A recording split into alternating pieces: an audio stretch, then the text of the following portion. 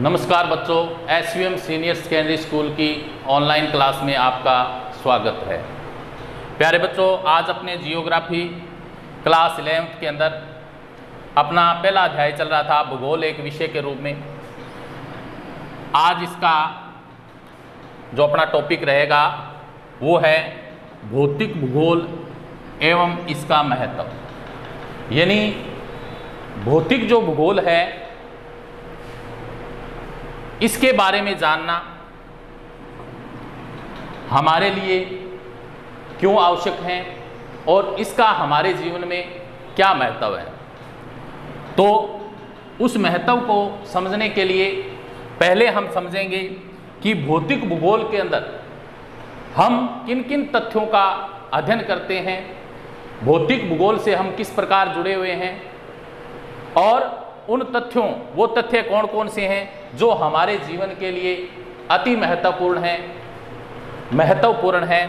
तो उन तथ्यों के बारे में अपने पहले जान लेते हैं कि भूगोल के अंदर हम कौन कौन से तथ्यों का अध्ययन करते हैं। यहाँ भूगोल की शाखा के महत्व को बताना युक्ति संगत होगा।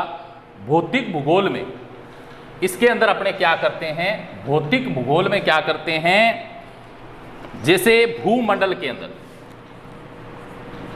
भूमंडल यानी ये जो हमारी पृथ्वी है और पृथ्वी का जो धरातल है, इस धरातल पर भू आकृतियां, जितनी भी भू आकृतियां हैं, इस धरातल की आकृतियां हैं, ठीक है, हम अपने आसपास उनको देखते हैं। फिर इस धरातल पे क्या है, प्रवाह प्रणाली है, ठीक है, नदियां हैं, नहरें हैं, झीलें हैं, ठीक है, और तीसरा क्या है, ऊंचावच, ठीक है, ऊंचावच जो ऊंचे स्थान हैं जैसे पर्वत हैं, पठार हैं, ठीक है, वो कहाँ पे हैं, इस धरातल पे हैं। भौतिक मतलब ये पृथ्वी का जो धरातल है इसी पे ये स्थित हैं। तो अनेक प्रकार की इस पृथ्वी पे हमें भू आकृतियां देखने को मिलती है और अनेक जो प्रवाह प्रणालियां हैं, नदियां हैं, नहरें हैं, ठीक है, तो वो भी इस धरातल पे प्रवाहित होती है। ऊंचावच है वो भी इस धरातल पे स्थित है, पर्वत हैं, पठार हैं। इन सब का हमारे जीवन में क्या है, बहुत ही महत्व है। वायुमंडल दूसरा इसके अंदर है। वायुमंडल के अंदर बात करें, वायुमंडल में अपने वायुमंडल की संरचना,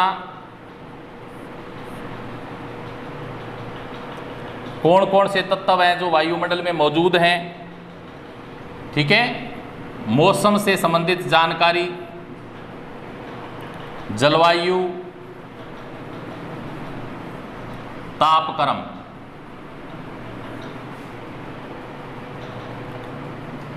वायुदाब, वर्षा, ये जो तथ्य हैं इनका अपने इसके अंदर अध्ययन करते हैं। इसके बाद में आता है जलमंडल। जलमंडल में आ गया समुद्र, सागर, झीलें, ये किससे संबंधित है, जलमंडल से संबंधित है। इसके बाद में नेक्स्ट है जैवमंडल। जैवमंडल में जीव, मनुष्य,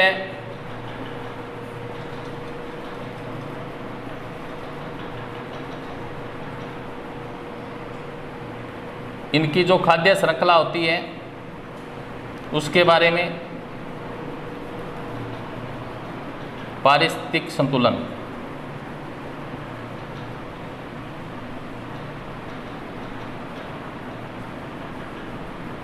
इनका जो अध्ययन होता है वो सम्मिलित होता है।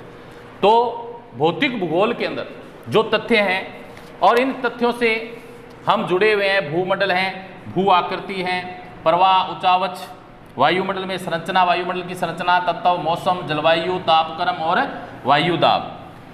वर्षा, जलमंडल, समुद्र, सागर, झीलें, जैवमंडल के अंदर जीव, मनुष्य, खाद्य श्रृंखला, पारिस्थितिकी संतुलन।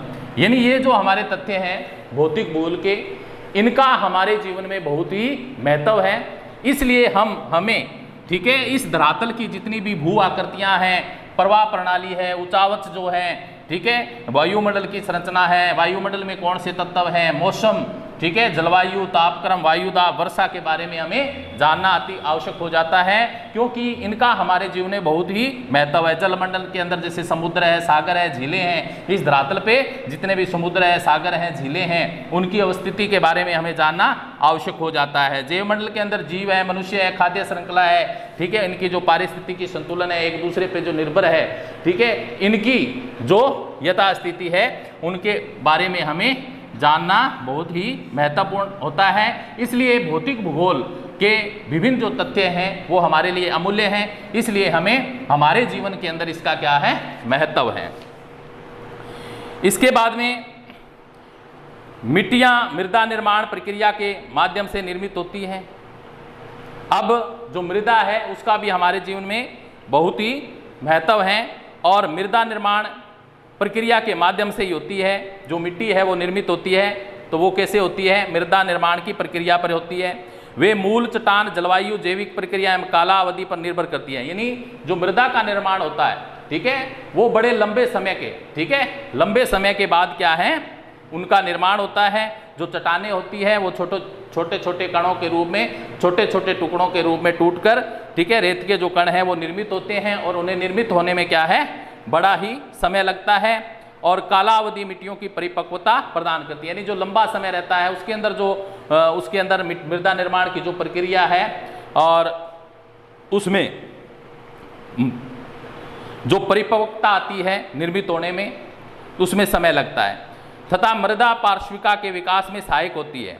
दोनों जो किनारे होते हैं, ठीक है, जिस क्षेत्र में भी मिट्टी का मृदा का निर्माण होता है चट्टानों में, तो उसके दोनों किनारे होते हैं, ठीक है, उनके विकास में भी ये सहायक होती है। भू आकृतियां आधार प्रस्तुत करिए। जितनी भी भू आकृतियां इस धरातल पे आप देख रहे हो उसमें किसकी भूमिका है, मृदा की भूमिका है, ठीक है। तो मृदा के निर्माण के बाद ही क्या है, सारी जो आकृतियां हैं वो निर्मित होती है, और सबका आधार ही क्या है, जो भी आकृतियां आप इस धरातल पे देख रहे हो सबका आधार है मृदा।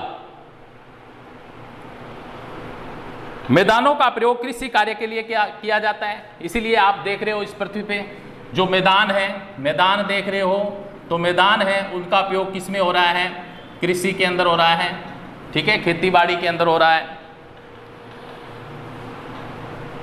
जबकि पठार पर वन और जो पठारी क्षेत्र हैं उन पे क्या है, वनों के अंदर उपयोग हो रहा है। जितने भी पठारी क्षेत्र हैं उनका उपयोग किस में हो रहा है, वनों के अंदर हो रहा है। तथा खनिज संपदा, और पठारों में क्या है, खनिज भी पाए जाते हैं, खनिज संपदा भी है। खनिजों का निर्माण कहाँ होता है, पठारी क्षेत्रों में होता है। पर्वत, चरागाहों, वनों, पर्यटक स्थलों के आधार पर निम्न क्षेत्रों को जल प्रदान करने वाली नदियों के स्रोत हैं। इसके अलावा जितने भी पर्वत हैं, चरागाह हैं, वन हैं, पर्यटक हैं, स्थल हैं, ये सभी धरातल पे मौजूद हैं, और इनको जल प्रदान करने वाली नदियों के स्रोत भी यही होते हैं। जलवायु हमारे घरों के प्रकार, वस्त्र, भोजन को प्रभावित करती है। इसी प्रकार जलवायु है, ठीक है, जो हमारे घरों को, जो वस्त्र पहनते हैं, भोजन करते हैं, उन पे इसका प्रभाव रहता है। जलवायु का वनस्पति सरय प्रतिरूप, नमूना या मानचित्र, पशुपालन एवं कुछ उद्योगों आदि पर गंभीर प्रभाव पड़ता है। मानव ने ऐसी तकनीकी विकसित की है जो सीमित क्षेत्र में जलवायु को अपरिवर्तित कर देती है, जैसे वातानुकूलक, एयर कंडीशनर जो आप देख रहे हो, वायु शीतक इत्यादि। तापमान तथा वर्षा वनों के घनत्व एवं घास प्रदेशों की गुणवत्ता सुनिश्चित करते हैं। इसी तरह जो तापमान है, ठीक है, तापमान का क्या प्रभाव रहता है धरातल पे, तापमान है जो भारत के अंदर इस धरातल पर तापमान, वर्षा, वनों का जो घनत्व है, घास प्रदेशों की गुणवत्ता है, ये किस पे निर्भर करती है, तापक्रम पे निर्भर करती है। वर्षा भूमिगत जल धारक परस्तर को पुनरावेशित कर कृषि एवं घरेलू कार्यों के लिए जल की उपलब्धता संभव बनाती है। हम संसाधनों के भंडार समुद्र का अध्ययन करते हैं वह मछली एवं अन्य समुद्री भोजन के अतिरिक्त खनिजों की दृष्टि से भी क्या है, संपन्न है। तो भारत ने समुद्री तल से मैग्नीज पिंड नोड्यूल से एकत्रित करने की तकनीक विकसित कर ली है। मृदा एक नवीकरणीय पुण्य स्थानीय संसाधन है और बार बार इसका हम उपयोग करते हैं। जो अनेक आर्थिक क्रियाएं हैं, जितना भी अर्थ धन हमें प्राप्त होता है वो इसी से होता है। इनके इस मृदा को हम काम में लेते हैं, जो इस पे क्रिया करते हैं धरातल पे, जैसे कृषि करते हैं, इसको प्रभावित करती है मिट्टी की उर्वरता, मिट्टी का जो उपजाऊपन है प्रकृति से निर्धारित तथा संस्कृति से भी ये क्या होती है, प्रेरित होती है। अब मृदा है जो पौधों, पशुओं एवं सूक्ष्म जीवों के धारक जीवमंडल के लिए जीवन आधार पर, पौधे हैं, पशु हैं, ठीक है, ये किस पे निर्भर है, मृदा पे ही। जितने भी जीवाणु हैं, जीव हैं, वो सारे मृदा पर ही क्या हैं, निर्भर हैं। इनको जीवन देने वाला क्या है, मृदा है। भौतिक भूगोल प्राकृतिक संसाधनों के मूल्यांकन एवं प्रबंधन से संबंधित विषय के रूप में विकसित हो रहा है। जो भौतिक भूगोल है उसमें हम जितने भी हमारे प्रकृति के द्वारा हमें जो उपहार स्वरूप जो संसाधन मिले, ठीक है, और जिनका उपयोग हम हमारी आवश्यकताओं के लिए करते हैं, तो उनकी व्यवस्था के लिए उनके मूल्यांकन के विषय के रूप में इसका अध्ययन किया जा रहा है, विकसित हो रहा है। और इस उद्देश्य की पूर्ति हेतु भौतिक पर्यावरण, जो हमारा धरातल का पर्यावरण है, हमारे चारों ओर का जो वातावरण है, उसके मध्य जो संबंध है हमारे, इस पे हम रहते हैं और इससे हमारे संबंध जुड़े हुए हैं, उनको समझना आवश्यक है। भौतिक पर्यावरण संसाधन प्रदान करता है। जो हमारा भौतिक पर्यावरण है वो हमें संसाधन उपलब्ध कराता है और इन संसाधनों के बारे में जानना हमारे लिए महत्वपूर्ण है। एवं इन संसाधनों का उपयोग करते हुए, इनका उपयोग हम करते हैं, अपना आर्थिक एवं सांस्कृतिक विकास सुनिश्चित करते हैं। इसी से हमारा क्या है, आर्थिक विकास होता है और इसी से हमारा क्या है, सांस्कृतिक विकास होता है। इसलिए ये हमारे लिए क्या है, महत्व रखते हैं। तकनीकी की सहायता से संसाधनों के बढ़ते उपयोग ने विश्व में पारिस्थितिक असंतुलन उत्पन्न कर दिया है। अब क्या है, ये जितने भी संसाधन हैं, जो भौतिक पर्यावरण है और भौतिक पर्यावरण में मौजूद जितने भी संसाधन हैं, और उन संसाधनों का क्या पूरे विश्व भर में अत्यधिक दोहन के कारण इनका पारिस्थितिक संतुलन है जो बिगड़ गया है, असंतुलन उत्पन्न हो गया है। इससे संसाधनों का ह्रास हो रहा है, उनकी कमी हो रही है। इसलिए हमें सतत विकास के लिए भौतिक वातावरण का ज्ञान नितांत आवश्यक है, क्योंकि हमें आगे जीवन में भी क्या है, इनका उपयोग करना है, आने वाली भावी पीढ़ियों के लिए भी इनको सुनिश्चित करना है। इस वजह से हमें क्या है, इनके बारे में जानकारी होना अति आवश्यक है, क्योंकि जानकारी नहीं होगी तो हम इनको बचा के नहीं रख पाएंगे। और इसलिए भौतिक वातावरण का ज्ञान है जो नितांत आवश्यक है, जो भौतिक भूगोल के महत्व को रेखांकित करता है। तो भौतिक भूगोल एवं इसका महत्व आज हमने पढ़ा कि भौतिक भूगोल में किन किन तथ्यों का अध्ययन करते हैं और किन किन तथ्यों से, ठीक है, हमारे समझ जुड़े हुए हैं और हमारे जीवन में वो काम में आते हैं, और उनके बारे में हमें जानना आवश्यक है और उनको भविष्य के लिए संरक्षित करके रखना, ठीक है, हमारा कर्तव्य बढ़ता है। तो आज का अपना टॉपिक यहीं समाप्त होता है। नेक्स्ट कल करेंगे। थैंक्स।